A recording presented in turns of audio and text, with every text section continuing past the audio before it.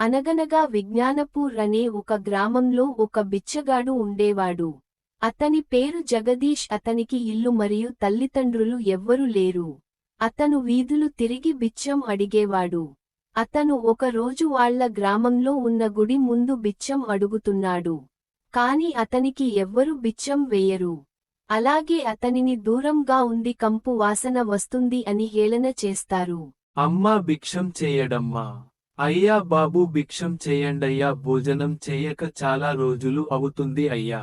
మీకు పుణ్యం ఉంటుంది అమ్మా. బాబూ దయచేసి భిక్షం చేయండయ్యా, ఆకలి వేస్తుంది అయ్యా, మిమ్మల్ని దేవుడు చల్లగా చూస్తాడు అయ్యా, భిక్షం కాని చేయండయ్యా. అతనికి ఎవ్వరు బిచ్చం వేయరు. అలా జగదీష్ అతను రోజు పడుకునే స్థలంకి వెళ్లి పడుకొని దేవుడిని కోరుకుంటూ జగదీష్ మనసులో ఇలా అనుకుంటాడు. ఓ దేవుడా, నాకు ఎందుకు ఎవ్వరు భిక్షం వేయడం లేదు? ఎందుకని నన్ను చూసి అలా హేళన చేస్తున్నారు? నాకు కూడా ఒక కుటుంబం మరియు ఇల్లు ఉంటే నేను చక్కగా పని చేసుకునే వాడిని కదా.